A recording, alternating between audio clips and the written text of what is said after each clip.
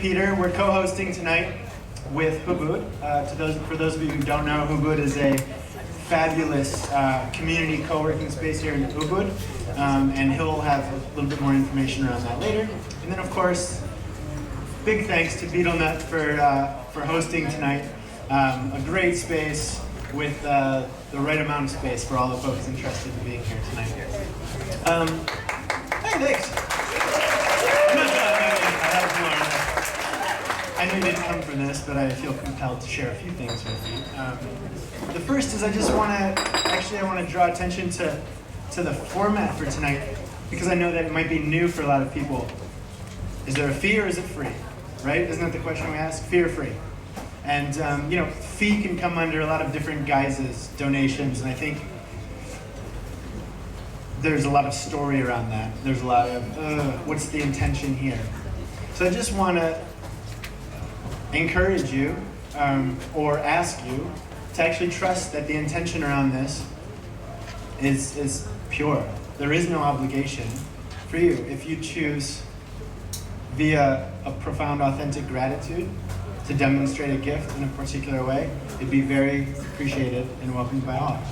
But there is no obligation. So if you were confused at the entrance, our apologies for that. You can reach your hand back in if you feel like you got ripped off tonight. No, I just wanted to say that. And lastly, the other day I was telling somebody about tonight's event. I've been very excited about this. I've been telling you, if you've seen me around ubud, I've been talking about it for weeks, if not months.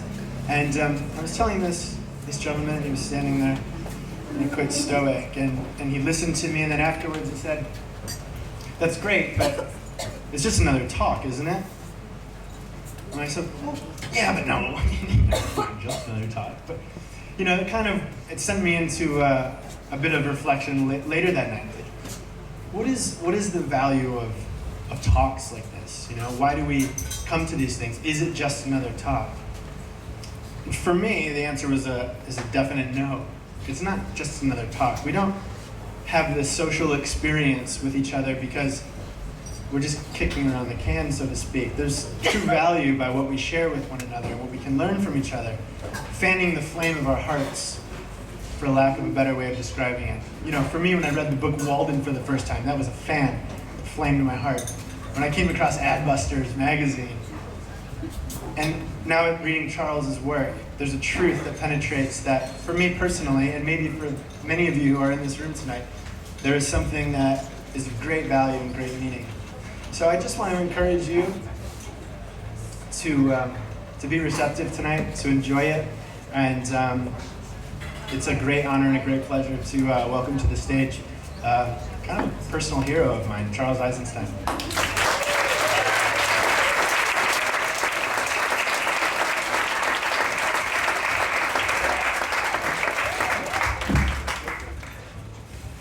All right.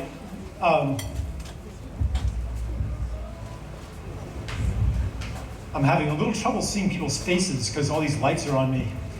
And I don't want this to be kind of like a performance that you could just watch on video, Like I want to actually speak to real people. So I'm just gonna, I can see some of your faces.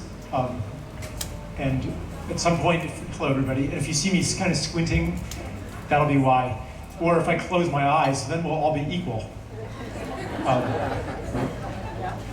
Then I can't see you anymore either, so I'm tuning in more. So I've been in Bali. Well, first, let me just comment a little bit on what Brad said. Sometimes I do have these moments of doubt where I'm like, when all is said and done, like I've flown halfway across the world and I'm just like air is coming out of my mouth. And there is so much change that has to happen on this planet.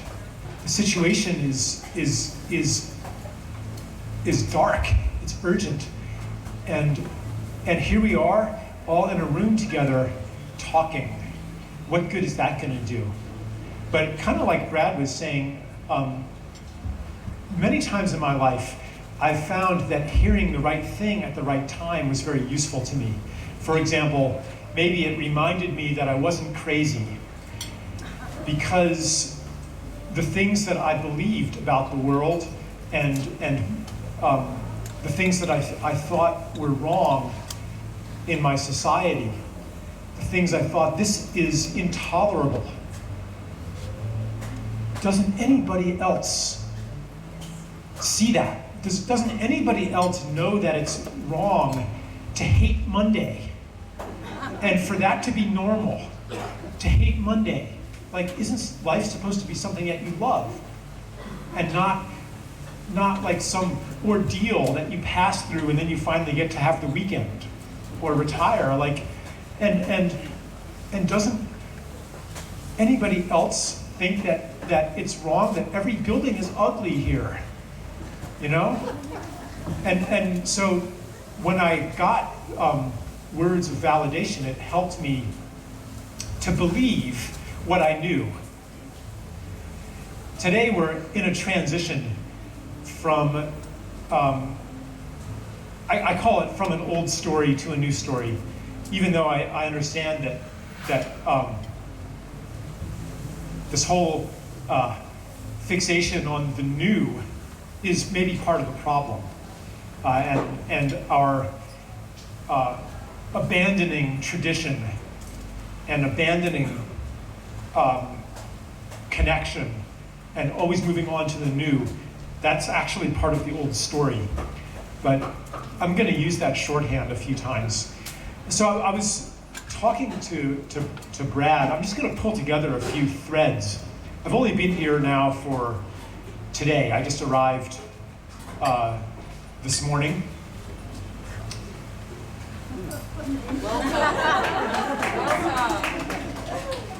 After a 36-hour plane ride.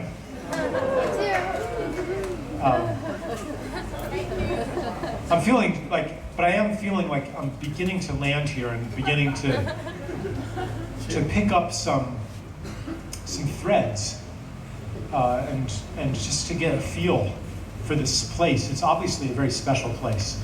Brad said a lot of people are here to come here. A lot of people left their stories behind. And I remember when I was 19, I lived in Taiwan for 9 years. And I remember the first time I got there when I was 19, and I had that feeling of leaving my stories behind. I had that feeling of leaving myself behind. I was in a new place that didn't reinforce who I had been. Back home, all of my friends saw me in a certain way, and society just expected me to act in a certain way. And even though I wanted to be different, it was so hard to break out of the reinforcement that surrounded me and the habits that I was living in. But then when I went into a new place, I was free to be a new person and to try on some of these whispers that said life could be lived in a completely different way.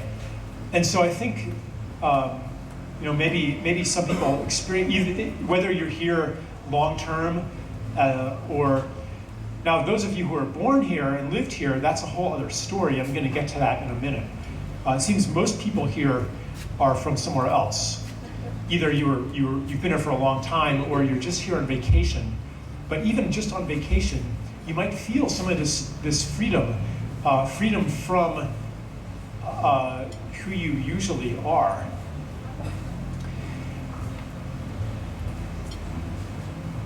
And so maybe some of the culture here brings out a part of us that really wants an opportunity to express. It provides an atmosphere where a certain part of us is comfortable. And if you went to some other country, it wouldn't be comfortable there. If you went to Switzerland, for example, or New York City, maybe that's a different place than you live, but it still is reinforcing something that you want to escape for a while, but the culture here is very different. It's from what people tell me, and from what I've just seen a little bit, it's based on a very different way of seeing the world. And we're hungry for that different way of seeing the world, because in the West, the way that we see the, and not just the West, but in industrial society, the way that we see the world isn't working for us anymore. It's not working in an obvious way, in the ecological way. The way that we see the world and the society we've built on that is destroying the planet. And it's also not working in a personal way. There's a growing sense of unreality, a growing sense of rebellion, of rejection, a growing sense that when I'm participating in normal, I don't feel like I'm living my life. And I feel this isn't me. And it seems like a big charade, a big game of let's pretend.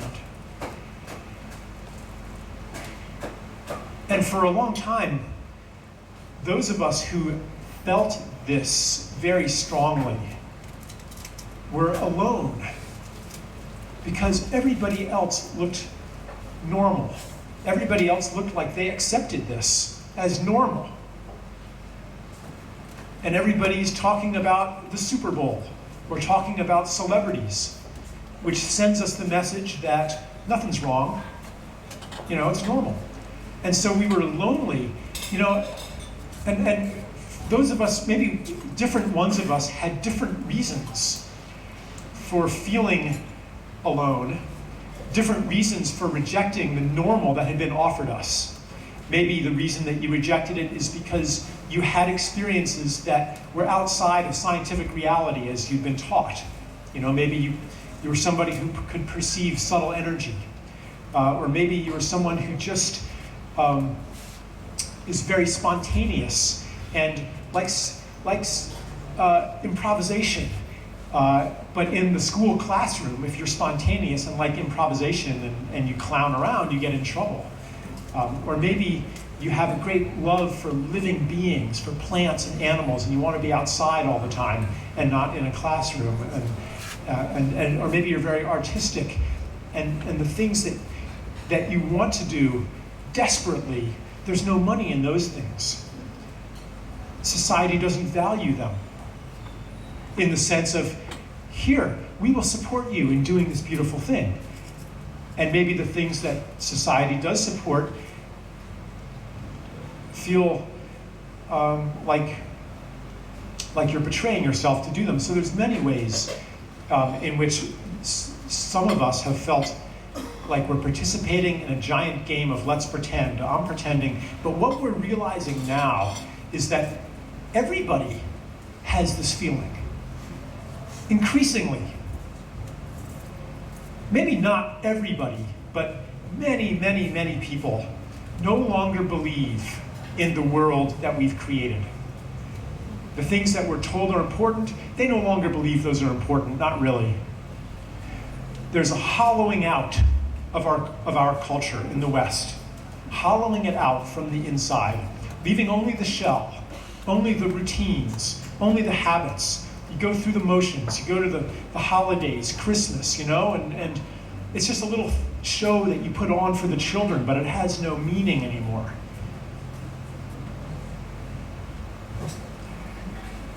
So we're at this transition where our old systems of value and meaning, even our understanding of reality, it's hollowing out, and we're being put into this place of unknowing, this in-between zone, where we don't really know what's real anymore. But some of us have had experiences of a larger possibility.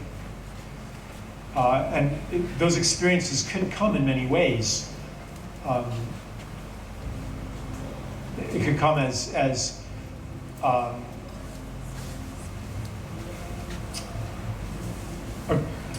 an experience of like something like Occupy Wall Street, or some kind of social or political experience where something impossible happens almost overnight, and everybody is working together, cooperating. Nobody's getting paid to do it. Nobody's getting orders to do it. Nobody's even really organizing it, but it's just kind of happening. And we think, yeah, this is a glimpse of what human life could be.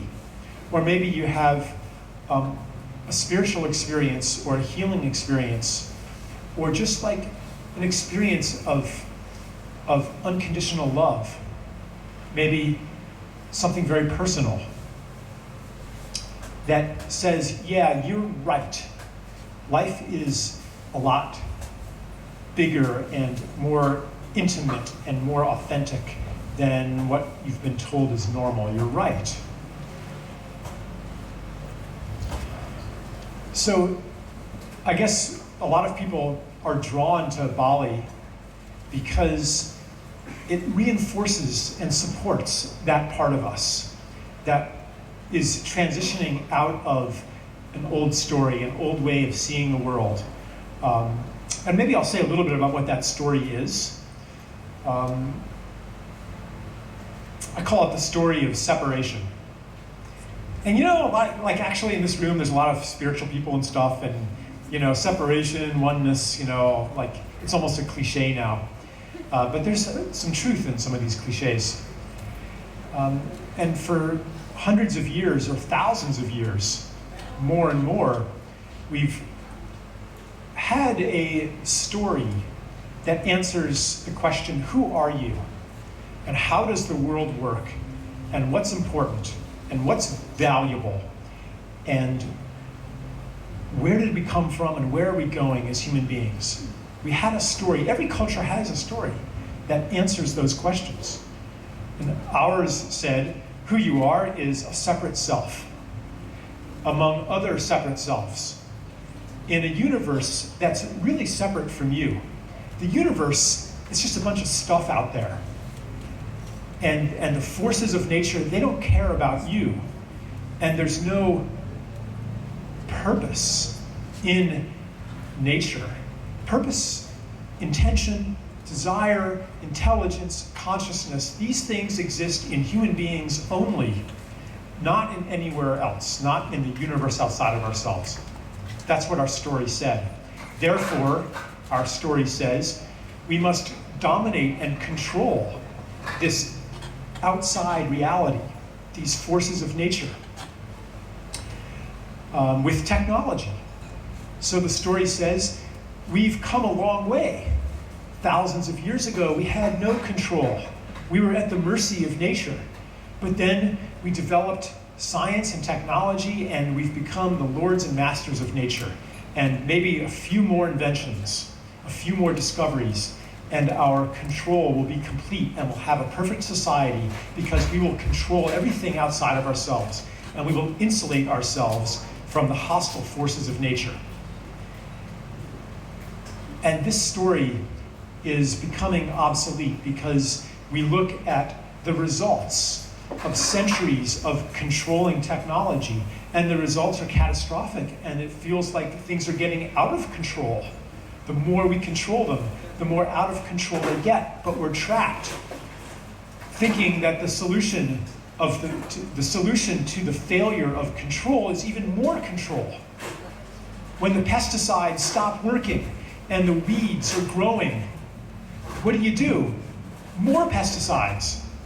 And when the weeds keep growing and new weeds come up, super weeds they're called, then what? A new class of pesticide. Genetic engineering, more control. And when that doesn't work, then what? Well, more control. It's just like an alcoholic who who is feeling terrible and in great pain, and so he gets drunk and he feels good. But then the next day, he doesn't feel good anymore, so what does he do? He does what worked last time, drinks even a little bit more, and it works again. And every single time, it works to address the symptoms. Yet, as he does so, life gets more and more out of control, and the pain gets greater and greater, and at some point, he reaches a place where the medicine no longer works. The alcohol no longer works. And the world falls apart. And that's kind of where Western civilization is right now. So our story doesn't carry us anymore. Our story's not working, and we're looking for a new story. And one way that we look for it is we go to other places in the world and we say, well, what's your story of the world? What can we learn from you? And this is a very different attitude than cultural imperialism. The cultural imperialist comes to Bali and says, and first sees the Balinese way of looking at the world as kind of an anthropological curiosity that can be studied and incorporated into a Western scientific framework. It's anthropology. It's the study of these belief systems that other beings have, but whose belief system are we using to classify the Balinese and to classify these other people? Well, we're going to use our Western system. We're going to use our Western categories and make this into an object of study. And at the same time, we're going to destroy what we study.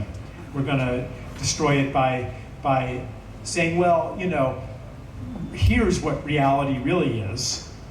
And we'll bring in schools, and we'll bring in hospitals, and we'll bring in science and technology and consumerism and the media, and it'll say, here's what life is supposed to be. Here's what the good life is supposed to be. And then we'll take your art and we'll sell it.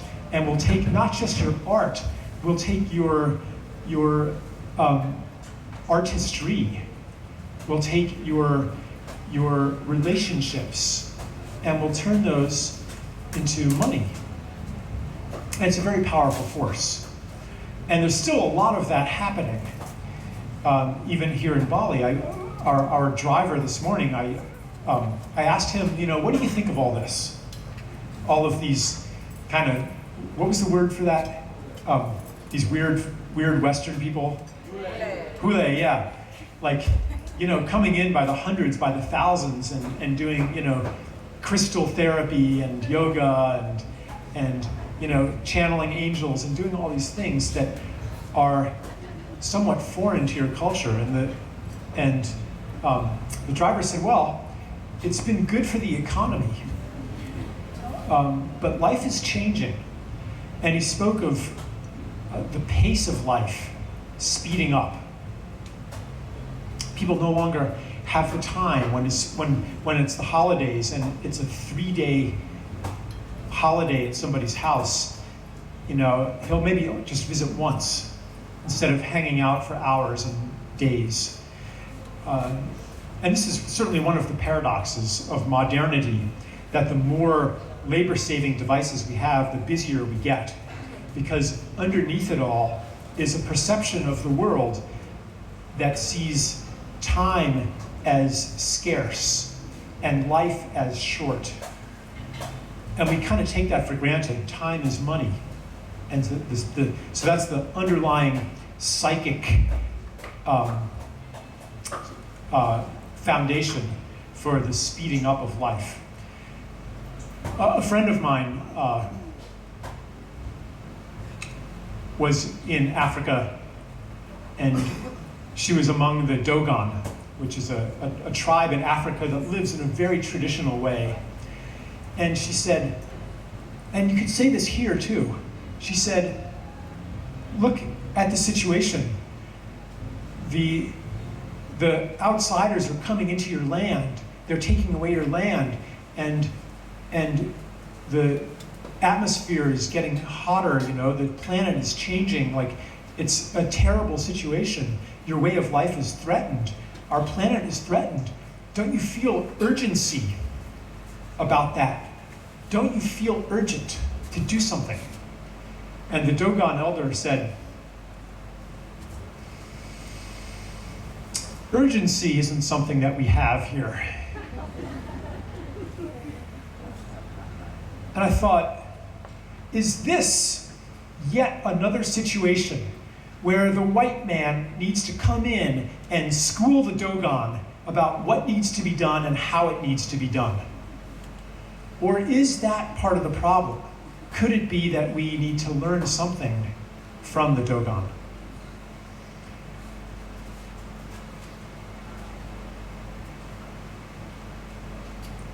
So I've only been here for a few hours.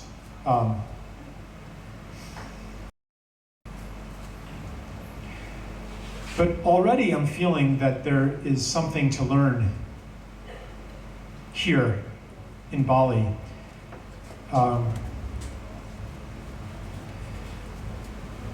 From the people and from the land itself.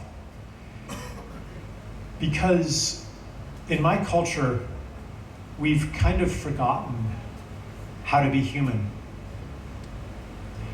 But sacred knowledge has been preserved here. Things like making offerings every day, many times a day. The Western eyes say, they see that as just like, some kind of quaint superstition. Isn't that nice? That's culture. They don't see that as a technology. They don't see that as a fundamental way to live in harmony with the world around us. They don't see that as a technology to be happy, as a technology to maintain community, to maintain relationships. No, it's just like this, some people believe this and some people believe that, and look at their beliefs, and maybe we should preserve that as this kind of museum piece, as a postcard, which is not realistic, of course. I don't think the people here want to stay exactly as they are either. But, I could go in, well, I'll just say for now,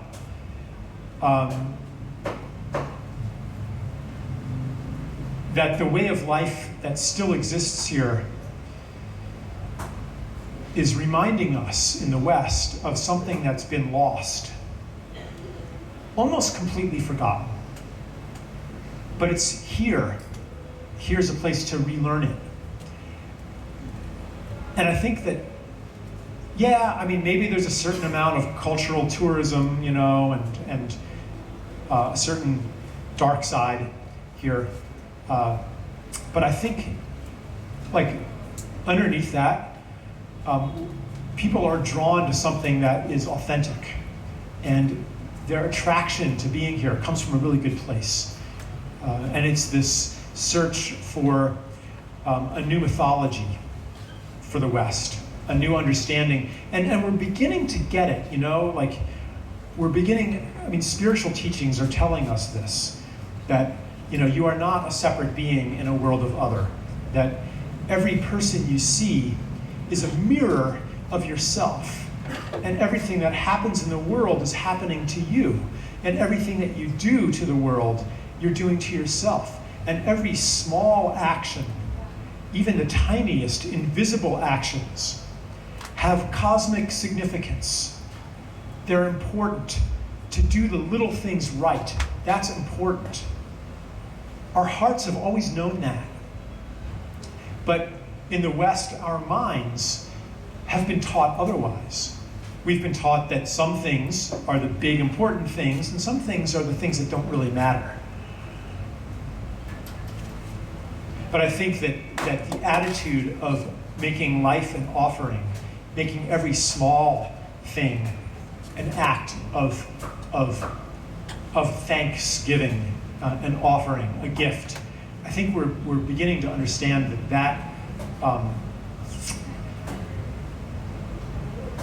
that's not something just contradicting logic or contradicting rationality. It's that our rationality and our logic are based on false premises about the world. And we really want a different logic that reinforces the knowledge of the heart, that pulls us to do these things. And maybe Bali offers a piece of that. So I hope that, whether you live here and grew up here as a Balinese or you're a visitor, I hope that we can all see these traditions, these gift relationships, for example. I mean, it's not just offerings to the gods, it's also offerings to each other. It's an attitude of service, it's an attitude of gift. I hope that we see these things not as just like some cultural curiosity to be preserved, but as information that we need, that the world needs right now, that's been kept safe here and kept sacred here until the rest of the world was ready for it. And now we're like the alcoholic who just, the drink isn't working anymore and we don't know what to do. And now the sacred knowledge that's held in many places, not just Bali, but everywhere on the margins of civilization, now the time is right. The time is ripe for it to come back to us.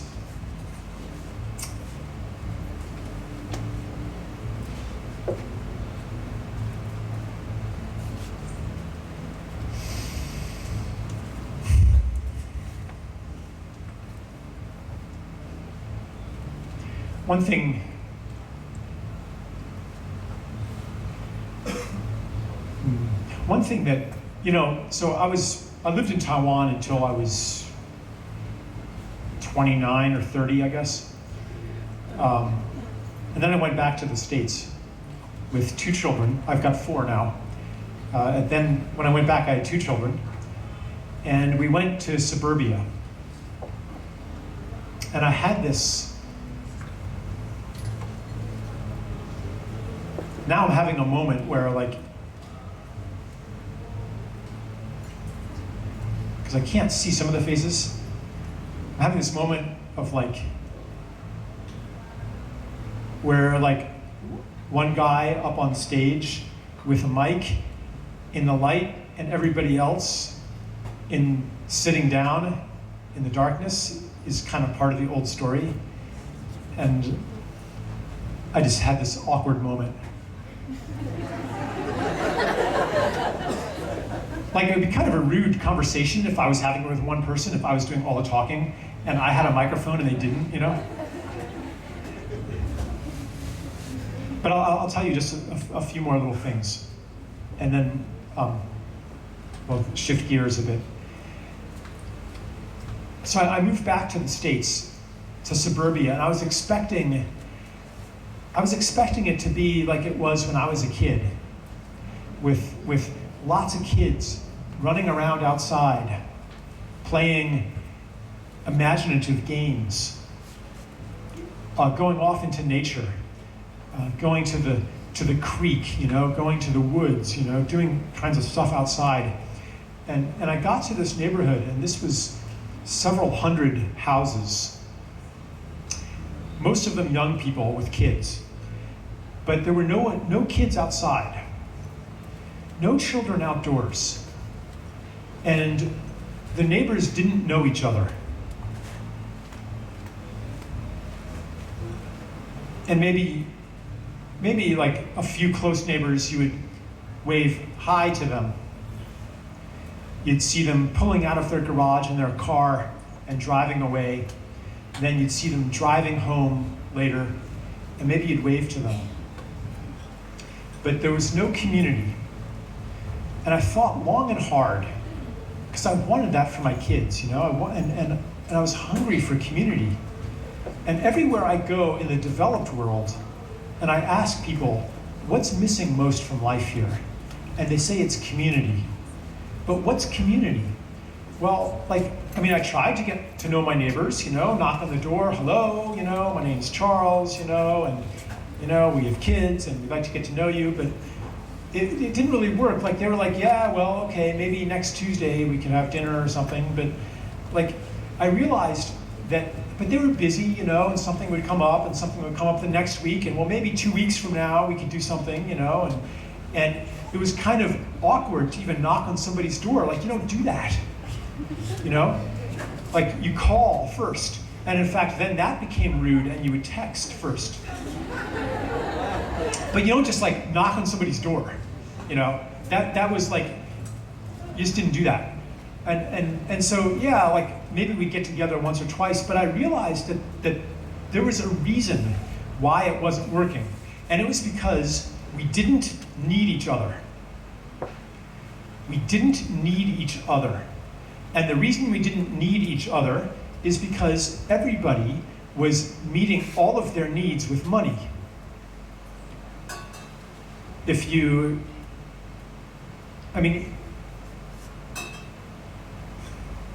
didn't, when I was a kid, the neighbors all looked after each other's children. If you were outside and your parents weren't around, that's okay, because every neighbor knew you. So you were safe and you'd be taken care of. And you could go in anybody's property. The whole neighborhood was ours.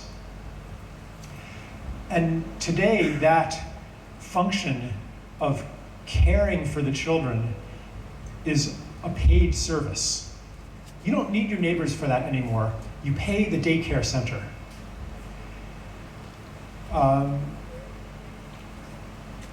Another paid service is recreation, play, fun, adventure.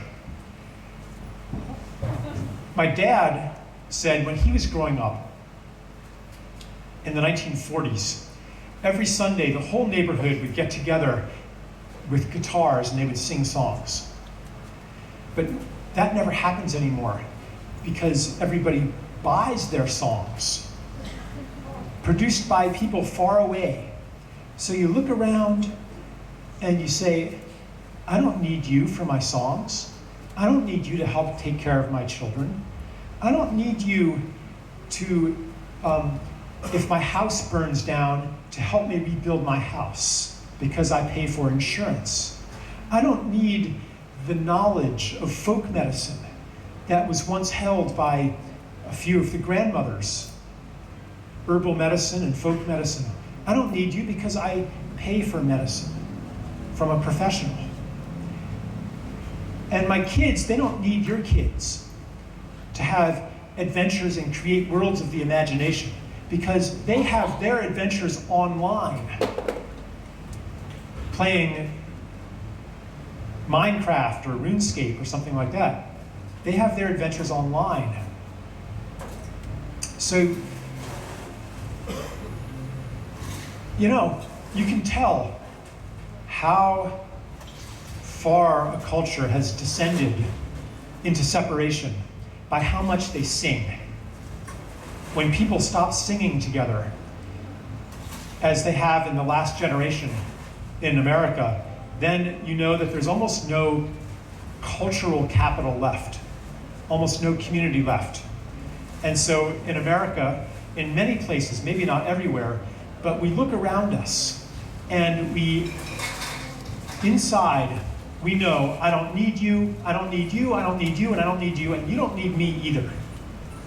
Because we've become financially independent. And we strive after that as an ideal. Because there are no more gift relationships. So that is something that troubles me when I go to places like Bali. Our driver this morning was talking, he was saying, yeah, we still have our traditions, we still have our holidays, But in the past, we would prepare these special ceremonial foods ourselves.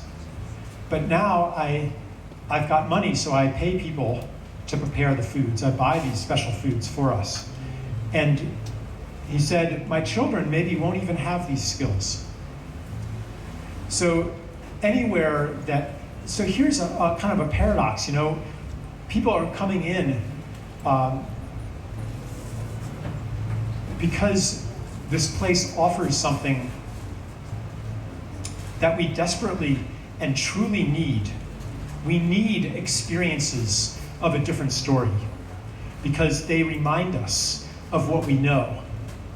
They give us a living example that the world doesn't have to be how it's been presented to us. It doesn't have to be the way that we were told was normal. Reality is bigger than that. And the range of human interaction can be bigger than that, you know? We need this.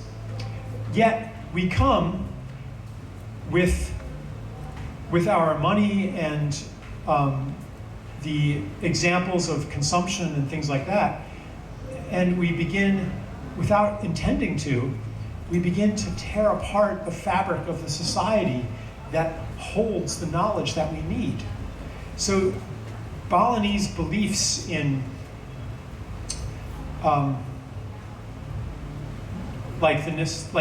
beliefs in the necessity to ask the blessing of the spirits of the land. Like, this isn't just like some idea. This is embedded in a culture that has a very strong gift ethic, where people really take care of each other and they really need each other. And for centuries, the daily living experience is, I need you. If something happens to you, I can't just pay for somebody else to do it. You're part of my community. You give to me, and I give to you, and you give to the person who gives to the person who gives to the person who gives to me. Therefore, your well-being is my well-being too.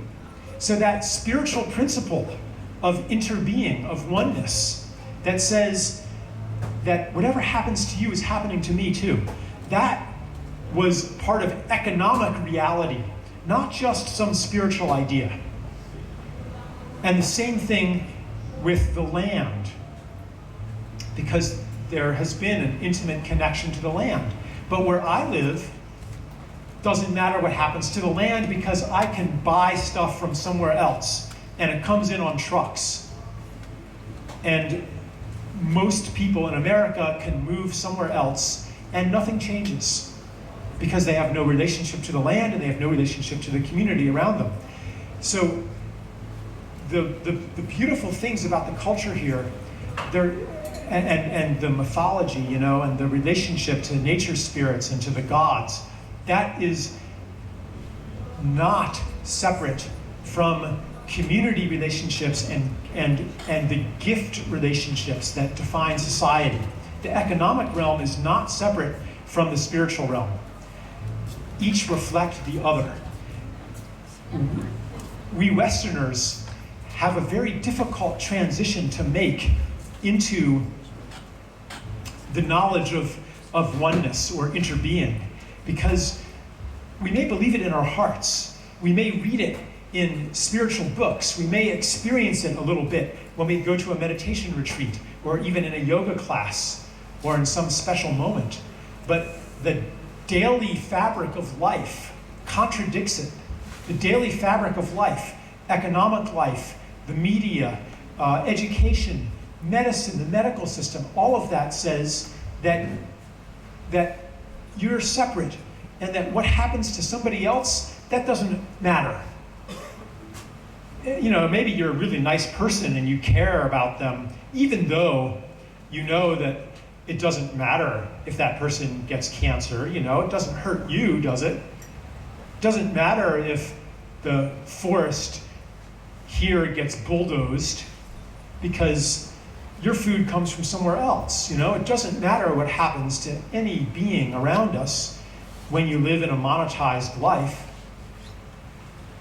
or it seems that it doesn't matter, our economic life contradicts spiritual truth.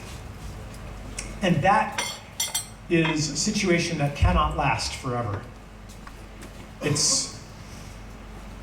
Our economic life contradicts ecological truth as well. And eventually the truth will come to bite us, which is happening today. So, yeah, you know, we're in a transition.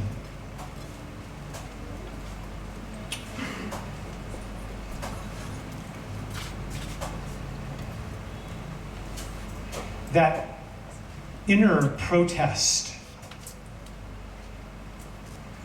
that says, I know the world is supposed to be more beautiful than what I've been told is normal. That inner protest is gaining allies. One of its allies is the breakdown in that old normal. Even if you commit to it 100%, it still doesn't work. Even if you get good grades in school and do as you're told and go to a good college and get a good job, you know, and then what happens? Well, maybe you can't even find a good job playing along by the rules, or maybe you get fired, or maybe you get sick. Maybe something happens. Maybe you get depressed. Maybe you get anxiety. Maybe you get an autoimmune disorder, which is your body saying, no, I refuse. Depression is a rebellion of the soul as well. It says, no, I refuse. I'd rather not even get up in the morning than live the life that my heart knows is not the right life for me. So that's one ally, the breakdown of the world. And the other ally is the pull of a new world that we're getting more and more glimpses of. And another ally is the sacred knowledge that's been preserved in wisdom lineages and in special places on earth, like Bali. So I guess to bring it back to the very first theme, like why am I here speaking? I guess I'd like to be just one more small ally.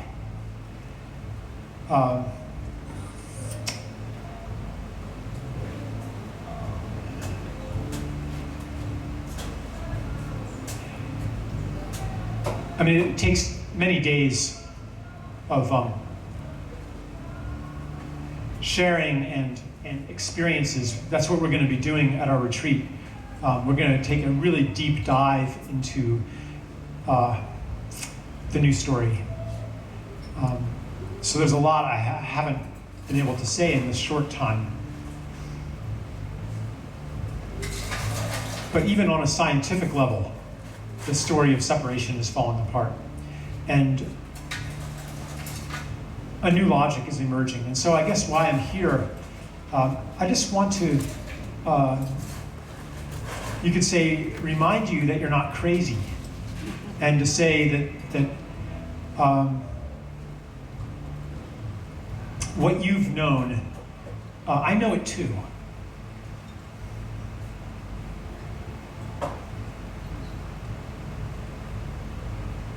It's not like that I'm not really that special.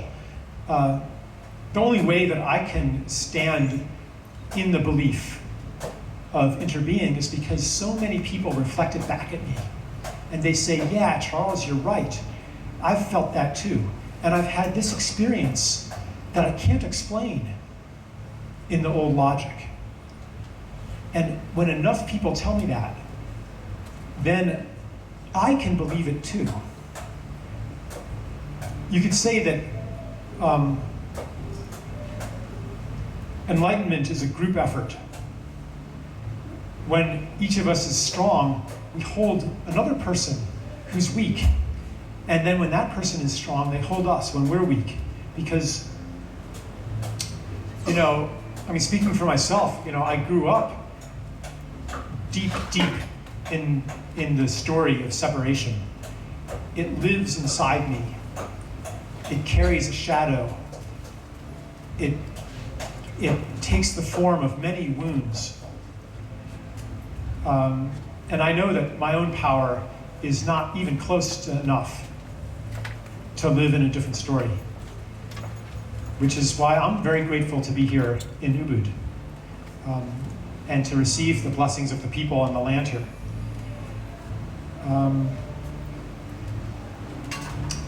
I think I'll leave it at that, and I'll just answer any questions people have, or just respond to comments, whatever is on your mind. Okay.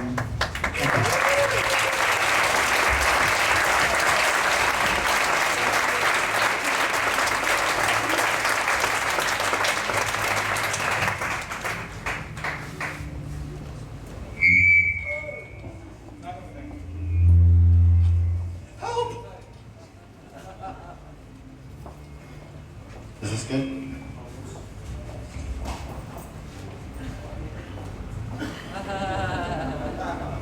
Is it safe to speak it to? Okay. Does anybody have any questions? Something about this? I just gotta keep moving. It's the speaker, thank you. Does anybody have any questions? Okay. Can I go over here? Yeah. Or you can just come up here. Go to the stage. It's not that bad. Actually, it's not a question, it's just like a statement which, okay, when I was 10 years old, I come from Sarajevo, from Bosnia. So a war started and there was no food, no water, no electricity, no nothing. But the people were like extremely close to each other, and you know, everybody says that you know, they never experienced that people are actually so close to each other, like out of that time, these 3 years. Yeah, thank you for that. Yeah, you know, when like this other way of being, where we take care of each other and we're in it together and we need each other and we feel connected, it's not very far away. It's just under the surface. We know it instinctively. It's who we really are. And it's only these structures and habits and money pressure and ideology that separates us from that state of being. And when those things fall apart, there we are again. It happens every time there's a natural disaster. And you can't use money anymore. You know, where there's a war or something like that. And people start taking care of each other. Like, yeah, that's one of the things that makes me optimistic. You know, it's just how quickly we recover our humanity when the systems that make us inhuman fall apart.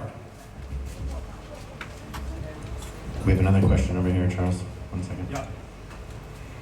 Charles, my name is Meenu Blackburn, and I have a comment and a question. And the comment is, I lived in London for 29 years, and in that time I became a movie producer and produced some Bollywood movies.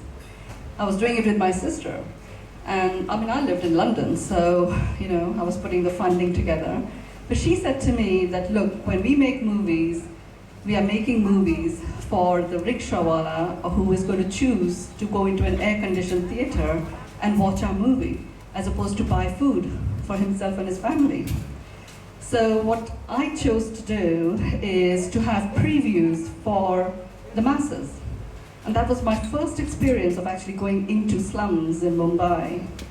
And until that point in time, it was like, we have to do something to improve their lifestyle and stuff. But when I went into the slums and we started doing previews, I realized they're actually really happy in there.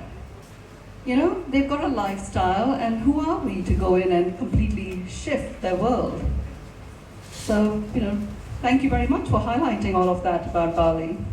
Yeah, I mean, like there's this deep prejudice that West is best, that we carry with us, and we say, of course your life would be better if you have, you know, a vacuum cleaner instead of a broom. You know, of course your life will be better if you have, you know, a cell phone, or if you know, like the whole thing about half the world lives on less than $2 a day. Isn't that terrible? Well, maybe that means that you're meeting most of your needs without money. You know, that you're not paying for all these things. Maybe you're growing your own food and your neighbors are growing food and you're sharing food. You know, maybe, like, a woman came to one of my talks who was, she went to Afghanistan. She had been a soldier there, and then she went back as a civilian. And she visited a village in Afghanistan that was the poorest place she'd ever been. The people there had nothing, just little huts, dirt floors, you know, not even enough food. And she went there, and they treated her like royalty. And what did they have to give? Anything they had, they shared with her. Their tea leaves, which was the only luxury they had, and they just had a little tiny bit, and they shared their tea with her. And she said that these were the happiest people she'd ever met.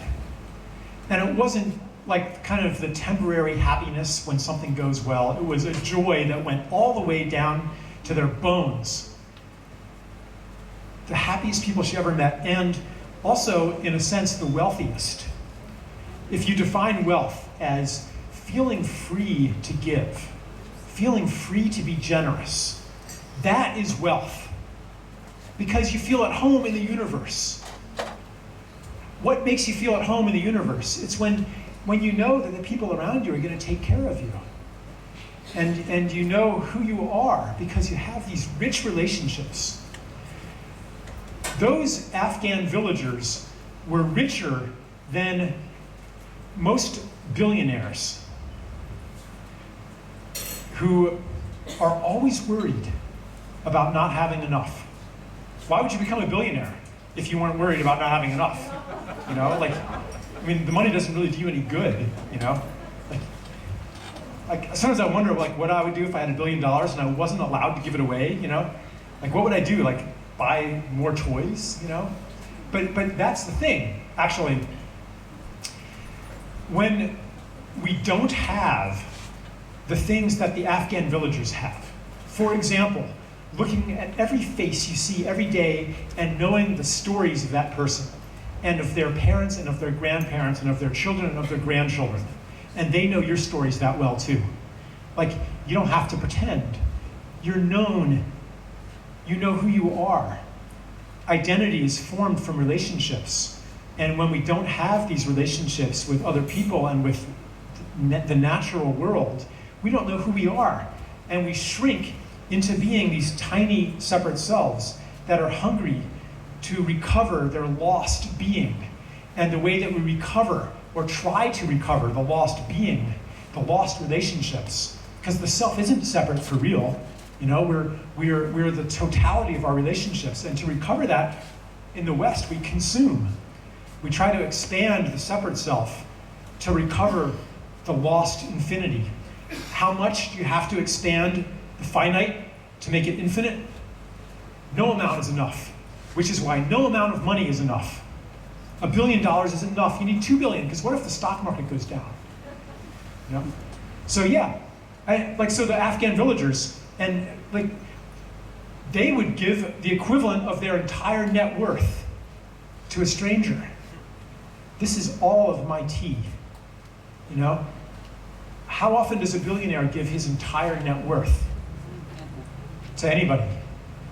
And it's not because he's greedy, it's because he's poor.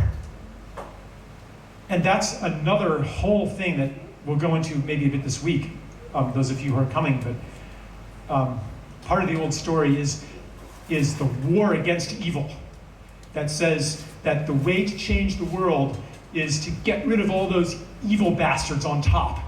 The CEOs, the executives, you know, the politicians, the billionaires, the banksters, you know, the Monsanto executives, you know, the evil people on top. Because why are they doing that? Because they're bad. People do bad things. That means they're bad people.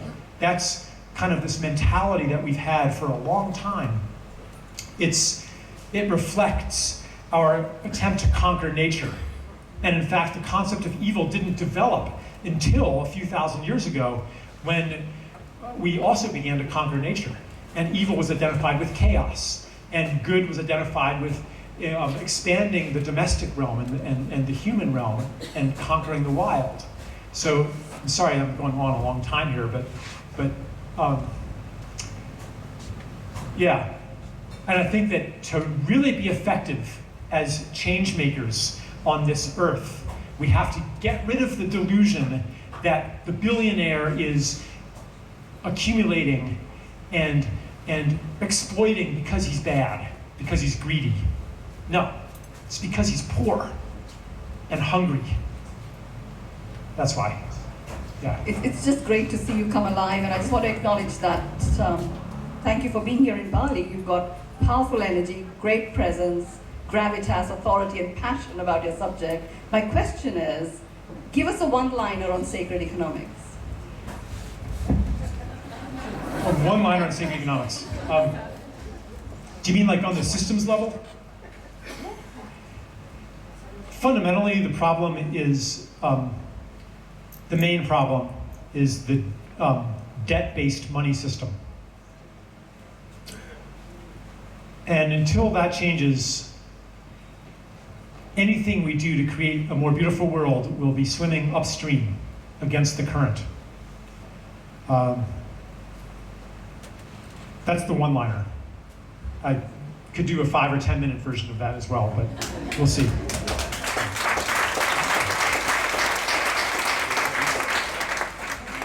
Hi Charles, thank you very much for being here. I really appreciate. I've been reading your books and hearing about you already a long time. And my name is Margot.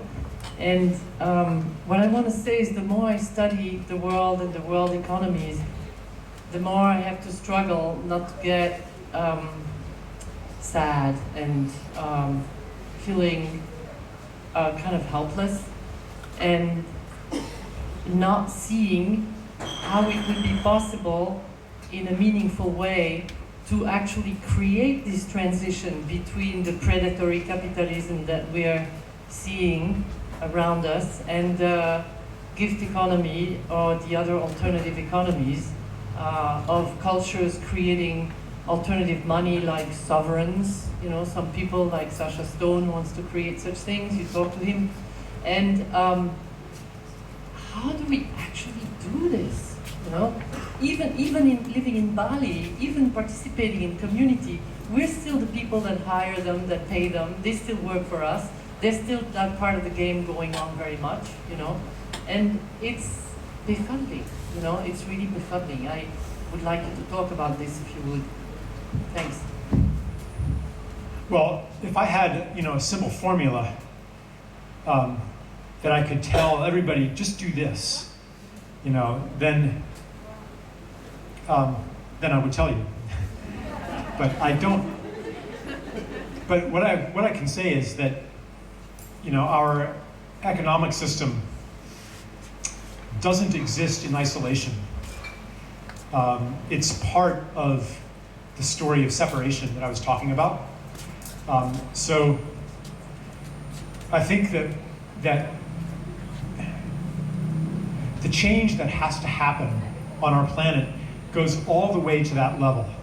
It's not just about somehow tweaking the financial system to institute, you know, debt-free money or something like that. That cannot happen unless the narratives that embed that money system change as well. So that means that anything that you do to disrupt the story of separation and to give people experiences that don't fit in that story, even as something like, you know, the experience of forgiveness, the experience of generosity, the experience of unconditional love, like those are political acts because they shift the foundation that our systems are built on. And the transition, or you could say the revolution that we're in, has to go all the way to that level. that's the special time that we're in right now.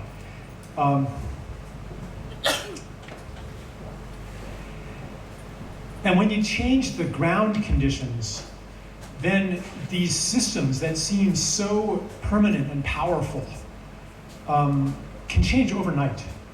When the story changes, the system can change overnight, like with the Berlin Wall. You know, a couple of months before it came down, it would have been crazy to predict that. And you would say, well, what's your plan? How are you going to organize that? I mean, look at the Stasi, you know, look at the secret police, like, look, it's impossible. But, you know, look at the tanks, you know, it was impossible. And that's a bit of a hackneyed example. But apartheid was similar, you know. A few months before apartheid ended, it looked like it was going to go on for decades with increasing violence. You know, I have some friends in Istanbul, and they were involved in the Gezi Park uprising, which happened like literally overnight, you know. They didn't organize, they didn't plan, they didn't raise funds, they didn't do anything. And the issue that sparked the uprising was that the city was going to remove 2 trees to make room for like a development. 2 trees.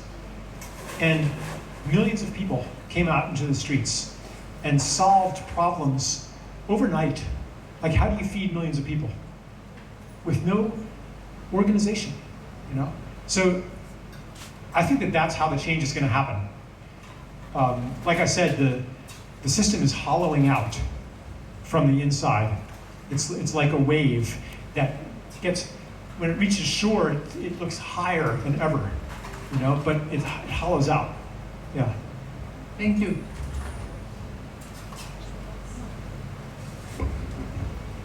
Okay, a couple in the front, and if anybody upstairs has a question, just come to the balcony and shout down. I can't see you, but I'll try to make my way over here. If you guys want to help, just pass this mic over to my man in the front row. Hi, Charles. Welcome. Beautifully spoken tonight. I really like what you said about us being at the end of our story, you know, and that, in fact, there are people who have spoken about us being the parentheses generations. We're in between stories. And I think a lot of people are floundering about what we do until the next big story comes that unites us. How do you see us contributing to the emergence of a new story as individuals? What's your view on that?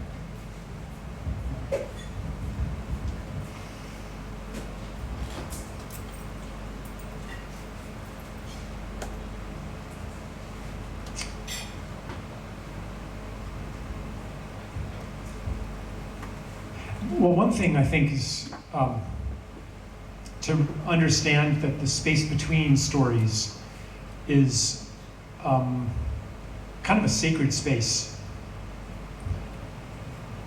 Maybe some of you are here because you are in the space between stories. Maybe you had a successful career in America or England or Germany or somewhere like that. And then it stopped working for you. You couldn't take it anymore, or maybe you got fired, or maybe you engineered subconsciously an exit. And in some way, the world fell apart because that career, and maybe it wasn't a career, it could be something else, a relationship of some kind, but you know, that career told you who you were, told you how to spend your energy and your time. And now it's gone. And not only the career is gone, but everything that it stood for is gone. And the buy-in that it created for you into the system, that's gone too. And so there you are, not knowing what's real anymore, not knowing how to even make things happen. In the old world, you knew how to make things happen.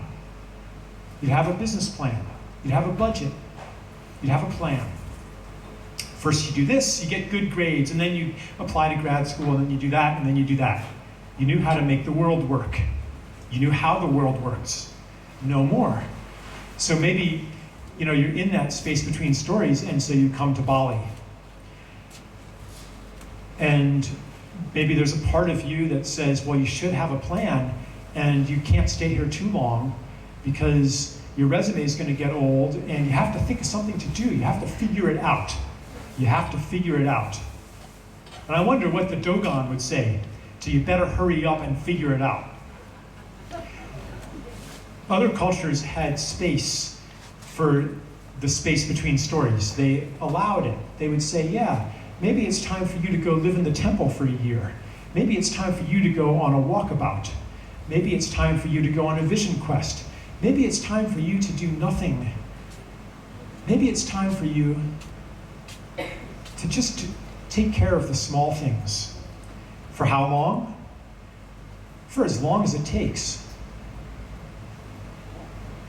Maybe the habit of hurrying and controlling is part of the problem.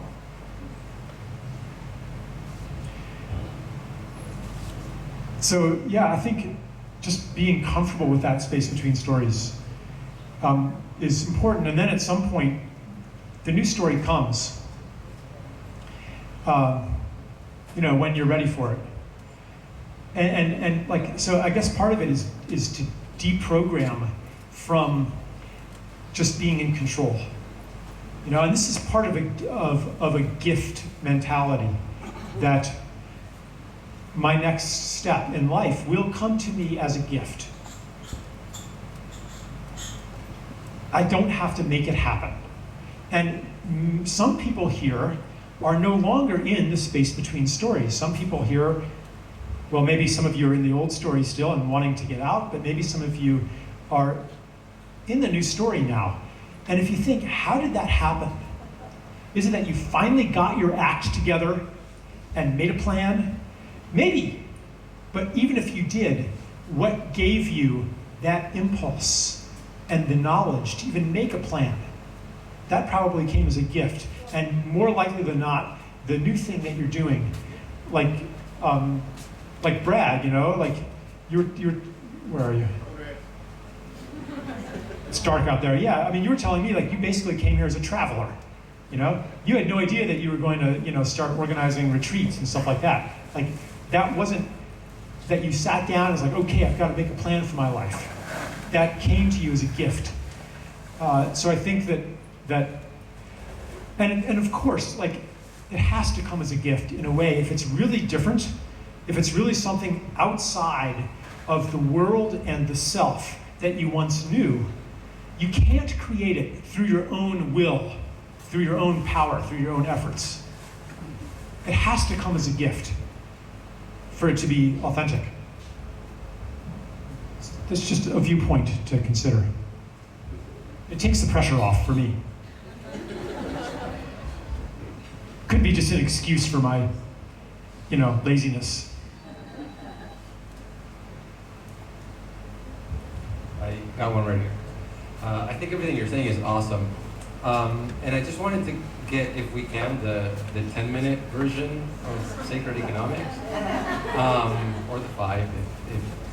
I'm actually not familiar with it, but I see what's going on in the world, in the financial world. I think it's actually a philosophical crisis, and I think it actually ties into everything you're saying.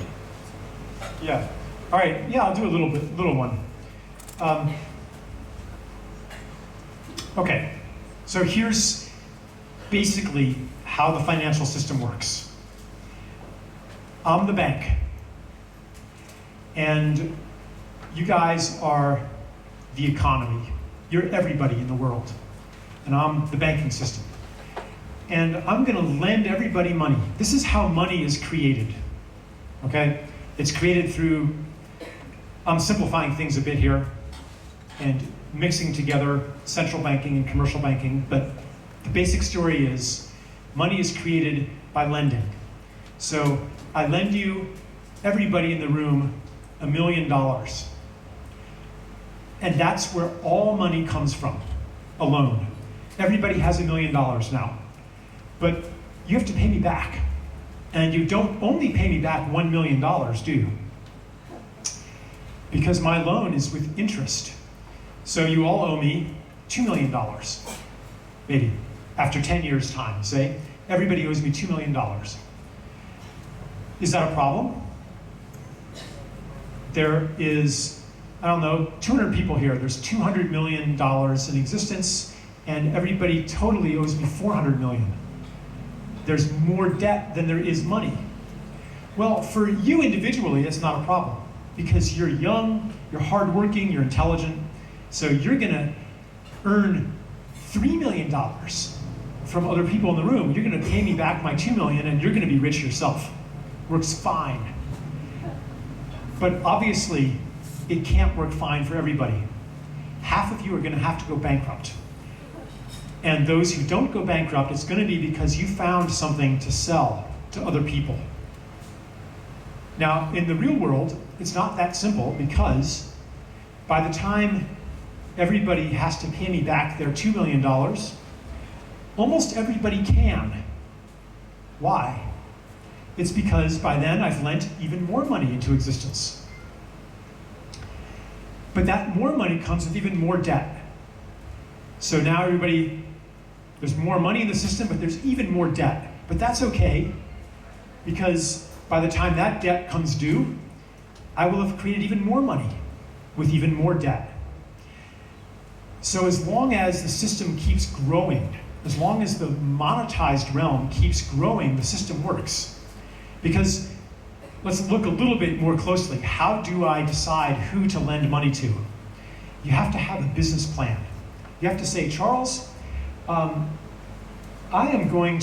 here's my business plan. I want a loan because I'm gonna build a resort center in Bali. And labor is really cheap there, and foreign tourists are gonna come and I'm gonna make money that way. So I say, yeah, that's a good plan. But what if you come to me and say, Charles, my business plan is, I think that there are too many resort centers already, and I'm just gonna create like a nature park and just protect the land from development. And I'm like, well, that's a nice plan, but how are you gonna pay me back? Even if I personally agree with your plan, and I would love to see that, the bank regulators aren't gonna see it that way. I can't make loans that aren't gonna get paid back. So the system basically forces everybody to somehow participate in the conversion of life into money. You have to have some plan that you're gonna convert something of nature into goods, or some human relationship into services.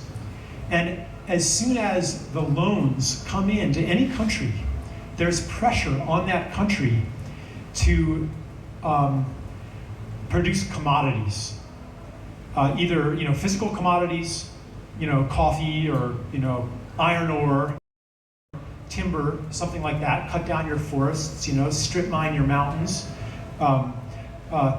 stop your subsistence agriculture and send everybody to work on the plantation, right? There's pressure either to do that, or it could be tourism, to convert your culture into money somehow. And so that's essentially how the system works, and that's why if your calling in life is not to produce more goods and services, if your calling in life is something else, you're gonna have trouble finding a job, because the source of money is intimately tied to the conversion of nature into goods and relationships into services. The system still works okay as long as there's still something left to convert. As long as there's still some forests to cut down, as long as there's still some fish in the ocean to catch and turn into seafood, as long as there's still some atmosphere that can be converted into a CO2 reservoir, as long as there's some relationships, some ways of taking care of each other that people don't pay for yet. If you find a society where if your house burns down, all the neighbors come and help you, then you say, an undeveloped market. We could sell you insurance. And so then we will pressure your government to allow the insurance industry to come in. And it's called liberalization. And that's the way it works. And so once a country takes on those loans, there's tremendous pressure to convert that country into commodity production and goods and services. And the crisis we have today is that there isn't very much left. Not much more nature left. Not much more community left. And even if we try really hard to keep it growing, we can't anymore. Economic growth in America in the 50s and 60s, it was not uncommon for it to be 5, 6, 7% in a year. And now we're barely averaging 1 or 2%, even as we still squeeze the last drops of wealth out of our planet. And it's not growing fast enough for it to keep pace with the debt obligations. So the debt rises faster and faster than the ability to pay it, and that can go on for a while by hollowing out existing assets, converting your house into debt, converting your future into debt. But eventually, that becomes mathematically impossible and the system collapses. And the only way to keep it going a little longer is to find some other thing to convert into money. So that's a pretty grim picture. And I didn't really want to have a downer at the end, but the good part is that it really is falling apart. And you can make it fall apart faster. The way to make it fall apart faster is to protect something and say, no, we will not allow this to be converted into money. Or you can take something back. So for example, in America, there's people who are doing reskilling, finding places. I live in a place where there are many people who don't even know how to cook oatmeal or rice because they've lost all those skills and they have to go to the supermarket deli or the fast food restaurant for everything. And there are people who are teaching that again and teaching them how to plant gardens again. And people are learning these skills again. Every time you do that, you're hurting the economy. Or in Bali, every time that you preserve some family tradition, some local village tradition, where you create your own food, you create your own entertainment, you create your own meaning, you create your own sacredness, you create your own play, you create your own culture. Well, that's bad for the economy too. That's less goods and services. So many of the things that we're drawn to, any way that you empower somebody, maybe to be sovereign over their own health, to learn how to be healthy, to learn how to help others, to learn skills, permaculture, like all of these things, they hasten the crisis. They make less room for economic growth. So that's a small, practical thing. Yeah.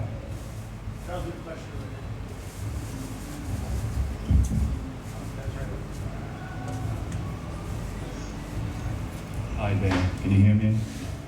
Thank you very much for this beautiful talk. I feel that you're very inspired. And from my perspective here, it seems like you got some kind of channel, with the higher wisdom. So that was really great to experience. To me, it seems clear that you're pretty spiritual, and you draw in from many different cultures. So you don't seem to generalize too much.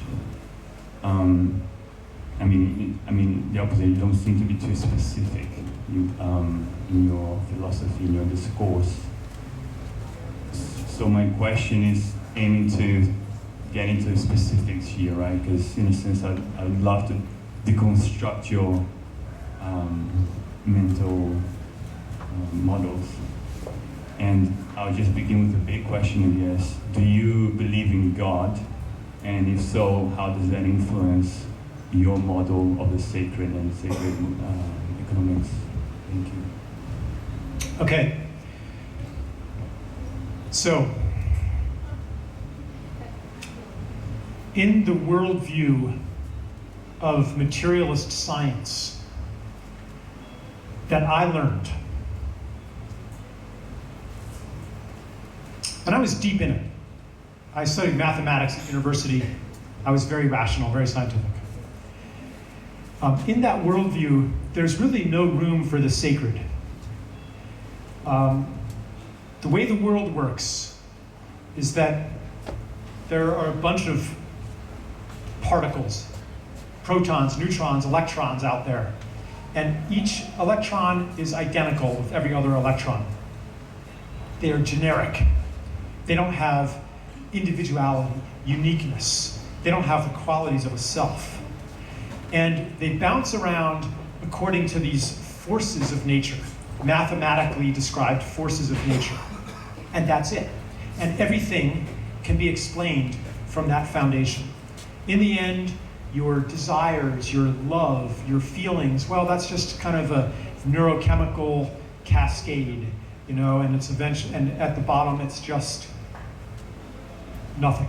So in that worldview, there is no room for the sacred and no room for our perception that the world is alive, that the world is intelligent, that the world outside of ourselves has purpose, that meaningful synchronicities happen, you know, that we live in a living universe. There's no room for that. So for the last several hundred years, people had two choices. One, they could say, yup, that's all there is. The other choice was to say, yup, but there's this other thing outside of the mechanical world of matter. And that's called God or spirit. And that was, you know, at least a solution to this problem of, you know, how do we give due credit to our perceptions and our lived experience of a sacred, meaningful, purposeful life, you know? How do we make sense of that boy, the world sure doesn't seem like just a bunch of random collisions of particles, does it? When you really sit and look at a gecko for a few hours, you know? Like, the more that we have those experiences, the more ridiculous the standard scientific worldview is. Maybe when we're very separated from those experiences, living a highly commoditized life, maybe it's plausible, but not when you're embedded in nature. So, but we had this stark choice: either deny those feelings entirely or export them to a world outside of matter and to a deity that's outside of matter called God. But there's a third choice, a third option, which is to deny the basic premise of both of those worldviews and to say purpose, intelligence, consciousness, everything that we associate with spirit, everything that we associate with ourselves, those exist in matter too, not just in ourselves. And this is what most cultures on Earth have believed, including the Balinese, as far as I know. You know, it's not just, the river just isn't just H2O. You know, it has a beingness. And that beingness doesn't come from an outside spirit that infuses it with sacredness or beingness or intelligence. It is inherent in the matter itself. That is that's how to make the world sacred again, because I think that if we export sacredness onto an external spirit or external God, then we're basically saying, yeah, the world is just a pile of stuff. And that's how we treat it. We treat it as if it were not sacred in and of itself, and we need to, that's another of those things that maybe we can learn from the culture here. You know, like for them, the sacred is an ongoing part of life. And you know, as children, we know this, you know, as a child, like, you know that stream has beingness. You know that the mountain has has thoughts. You know that the world around you is alive. The tree is alive. It has a desire. Even as adults, we quite naturally speak of the desires of trees and things. But that rational part says, no, that's just an anthropomorphic projection. It's childish. And maybe the children know something that we Western adults have forgotten. So this is something that we know and that we need to recover in order to treat the world as if it were sacred. And it's even coming back in science, where you go down to the quantum level, and here are two identical electrons, supposedly two identical electrons, and you send them through an aperture. And the first electron lands here on the detector screen, and the next one lands there on the detector screen. Why? The scientist says, well, it's just random. There's a probability distribution, and there's no cause. The indigenous person says it's obvious. This electron chose this way, and that one chose that way, because they're like we are. They make choices. The world is intelligent and alive through and through, down to the very basis. So it's hard for me to say whether I believe in God or not. I guess I could, if I was going to get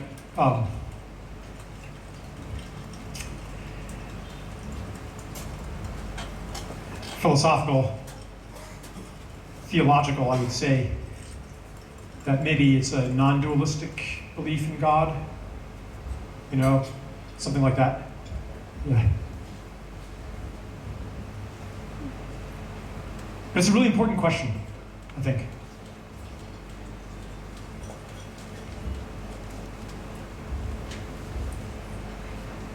Working? Yeah.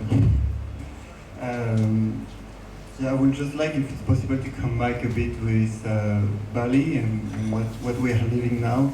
Like you have been speaking quite a bit and liked it. Especially like our behavior with the Balinese culture and the way we are coming here to this, like looking to live something different in this country, in this culture. But I feel sometimes, I've only been here for several months, but I feel that sometimes we just want to take part of the culture and we let another one, and in some way we are kind of bringing a bit kind of shame to the culture, like I don't know, lots here in Ubud especially of those like spa retreats, lots of construction going on here. We want to do like great meditation space and things.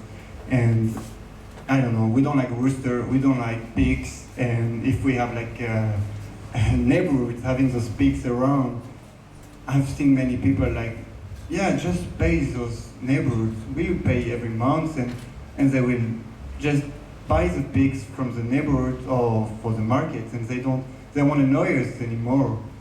And that's going for so many things. And I feel like at the end we bring this shame, and they are like, okay, I receive this money, perhaps they are right, perhaps those Europeans, they have right idea, and I should follow them. And that's happened in so many things. The medicines, they have a great traditional medicine, the jamu, and we bring our medicine, like European medicine, that works much better, and we don't even take the time to understand their culture and their belief. The music, we feel, I don't know, many tourists come here. That sounds really strange. How it is music? We prefer rock. Like what we hear in all those bars, there's great rock bands, they're all playing like Bob Marley or I don't know, Pink Floyd. And I don't know, I feel sometimes it's fashion for those young kids. I want to be in a rock band, and I want to do Bob Marley because tourists like it and they pay a lot for that. Right. I don't know. Thank you. Yeah.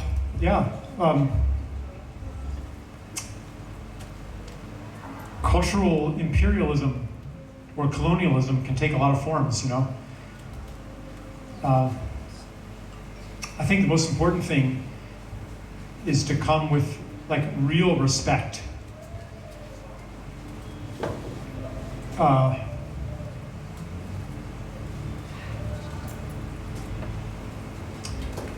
But there's a contradiction.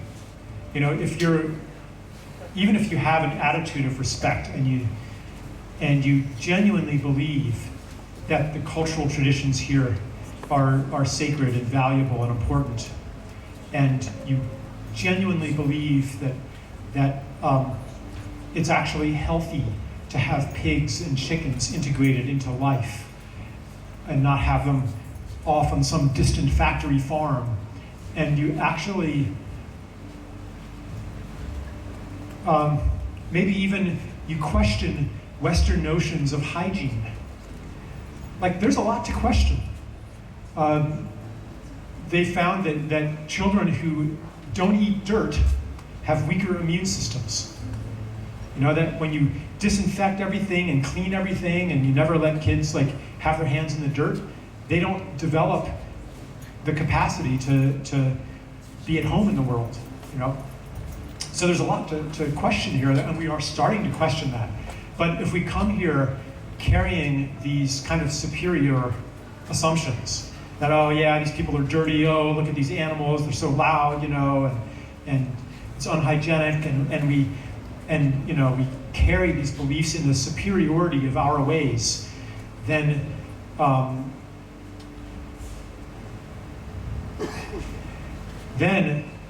because we also have the money and the power,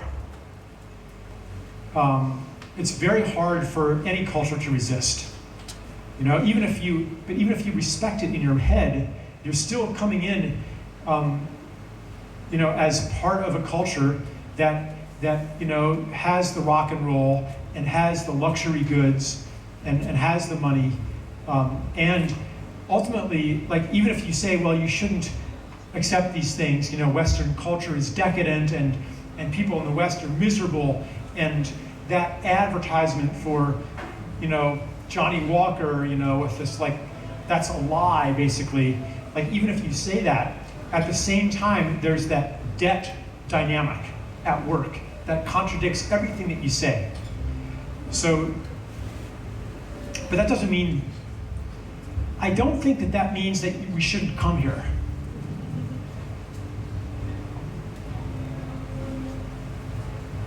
I guess it's just not the way that the world is going to work. I think that, but this is something that I personally, I don't feel like resolved on, you know? Sometimes I think that even by coming here at all, I'm doing damage. But my heart tells me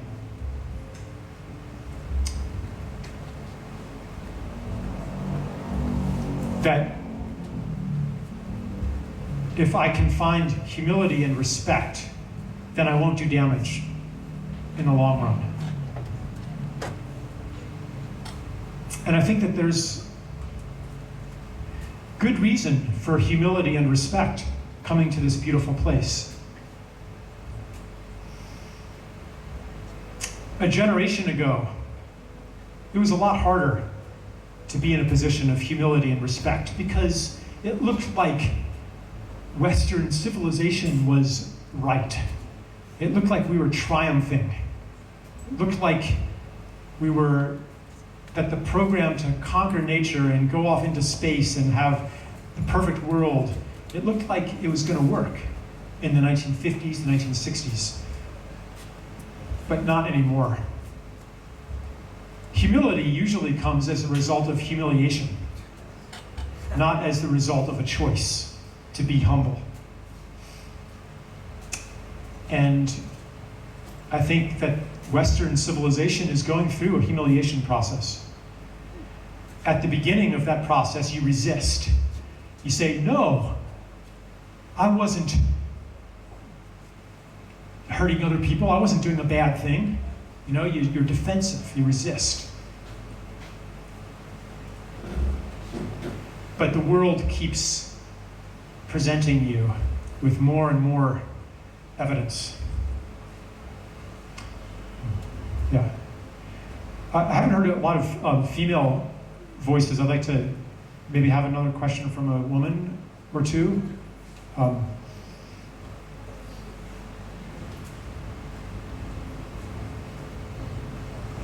Hi there. Hi. I'm Cassandra. I have a question for you going back to your economics, to that talk that you gave us earlier. And I was wondering what you thought about the following idea. Given that someone like me doesn't care about the economic system, I don't care about my credit rating, I don't care about ever getting a mortgage. So can I just screw my credit cards and do what I can to... Oh yeah. Yeah, I can do it, yeah? Yeah. So there is this whole economic system, there's a lot of force and violence behind it. Especially like on a national level, you know, countries that say, no, we don't want to take loans. We refuse to get into the debt trap. Or if they're in it, they say, no, we're just not going to pay. We've decided that there's a doctrine called odious debt, that maybe the debt was incurred by a dictator who spent all the money on corruption, you know, and we're not going to pay the debt back. If you do that as a nation, you get invaded. The CIA comes, you know, there's a coup, you know, like there's the opposition gets funding, you know, and they don't. There's violence, and on a personal level too, there can be violence, but by far the greatest power of this system to make us conform to it comes through our own fear and our own buy-in. And if you don't care about your credit rating and don't care about ever getting a mortgage, then you're pretty darn free. I went through this a few years back, you know. I owed about $80,000 because my attitude, like at some point when I owed maybe $30,000, I knew I was never going to pay it back. So I thought, if I'm going to go down, I might as well go down big. So I just, you know, kept on using one credit card to pay another one, you know, and I just piled it up. And then when it got to the end, then I declared bankruptcy. And, you know, what are they going to do? Take it out of my flesh? Well, in some countries, they do take it out of your flesh in a figurative sense. But there's still a lot of room, you know, just mentally, if you don't buy into it. There's a lot of room for resistance. And countries, too. When they let go of the fear, I mean, sometimes they get invaded. Yugoslavia, I mean, you can look at what happened there, you know, since that came up, as a refusal to go along with neoliberal reforms, you know, and opening up and stuff. So, you know, in the end you get bombed. But like Argentina had a very different experience. Argentina said, yeah, we're just not going to pay. Sorry. And then the lenders came and said, on second thought, we'd like to give you a better deal. You know, you don't have to pay. And if just a few countries say, hey, like, I mean, it is so unjust. Most third world countries have been, I don't remember a precise example, but like, you know, a country like Nigeria or something like that, they've been paying interest on these loans so that a $10 billion loan, they've paid $50 or $60 billion, and they still owe more than they did at the beginning. And it's just wealth being stripped away and flowing to Wall Street and to London, you know. And at some point, countries can just say, no, this is wrong. And when a few countries say that, the whole thing falls apart. The whole system falls apart. They have a lot more power than they think. It's just a matter of knowing that. Yeah. Yeah.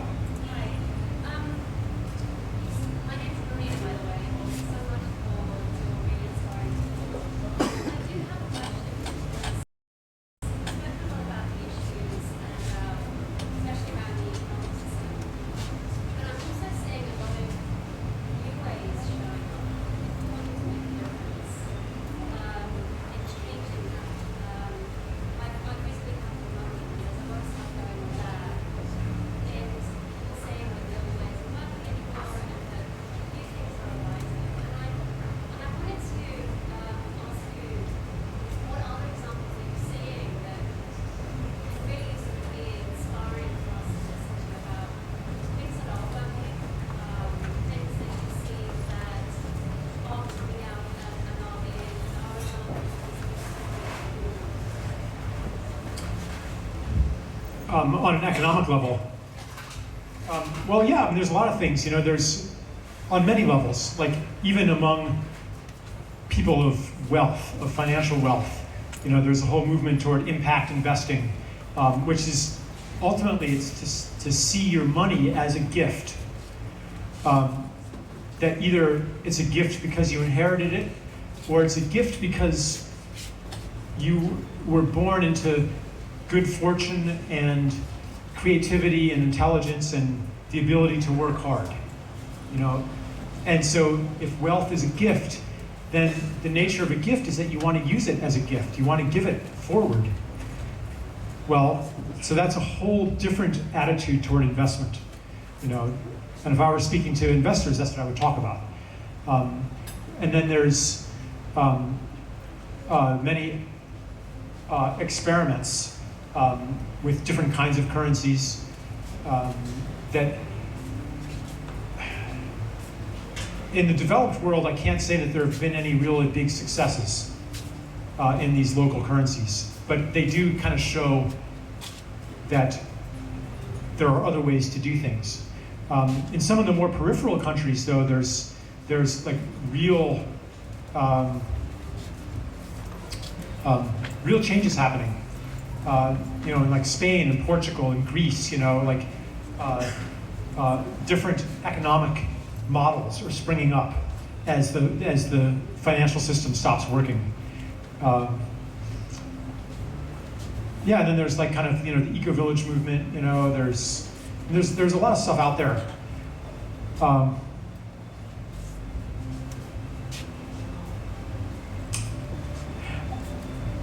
I think that none of these things will go beyond marginal until the core system falls apart. Yeah. But they're still very valuable. They're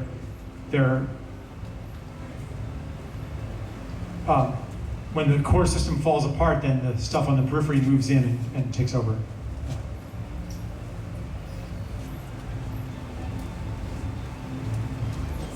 I'm starting to get a little tired. I was going to say. Yeah. Yeah. You want to field? Are there any more questions in the audience? I can't see it. There are a bunch. How about one more? Yeah. This is it. Yeah, please. I saw your hand. Is that a microphone? Oh, my. It's okay. Come up here.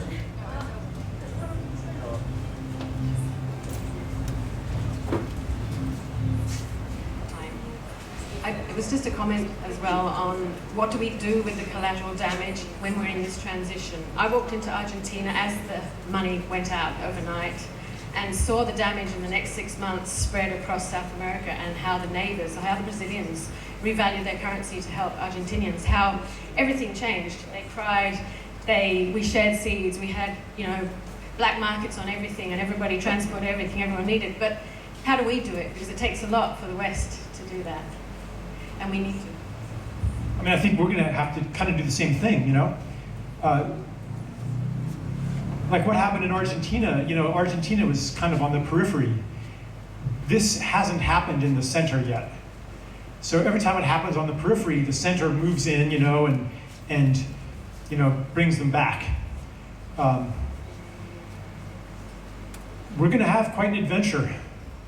The kind of collapse that happened in Argentina or in Cuba, or in many other places, there was still a living memory of a different way of life, which doesn't really exist in many places in North America. So we're going to have a lot more hardship, I think.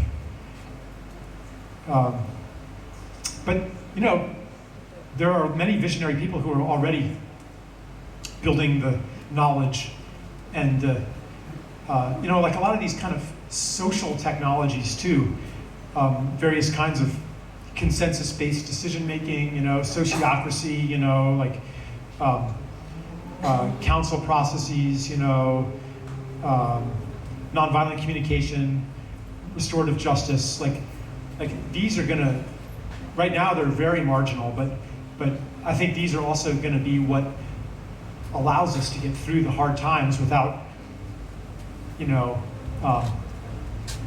warlords and armed gangs taking over. It could be really beautiful. Like, it'll be hard for a while, like it was in Argentina, but people are going to come together. I firmly believe that. Yeah, so I would like to wrap it up then. Yep.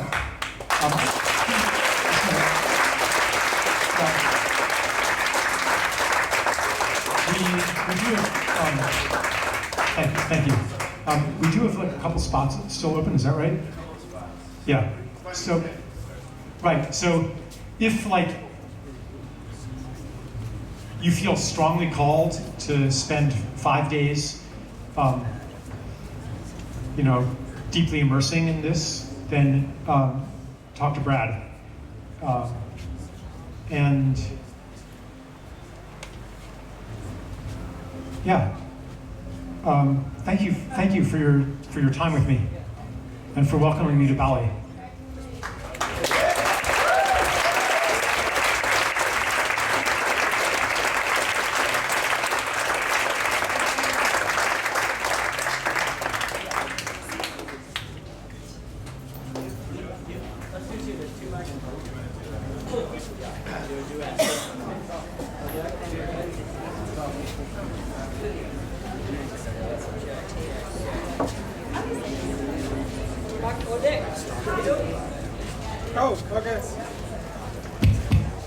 I just want to say on behalf of ubud, and thanks to Brad from Pure Immersions for bringing Brad and Sasha for bringing Charles.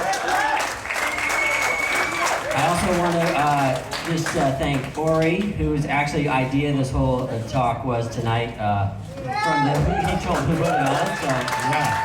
Thank you to Ori. And of course, thank you to Charles for your inspiring words and your thoughts. Thank you, Charles.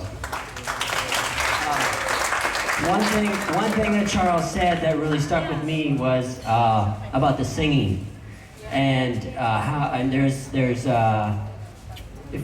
leader of the singing group right over there.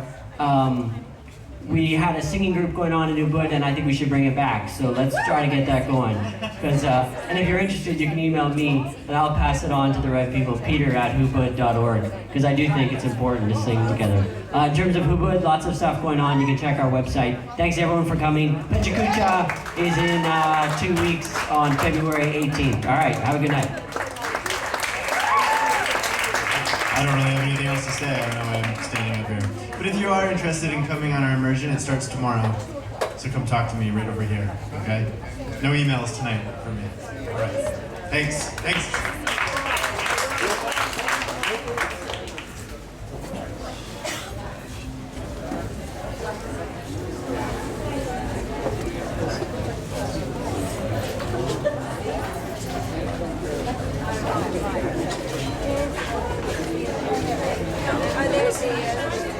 I've just got to say about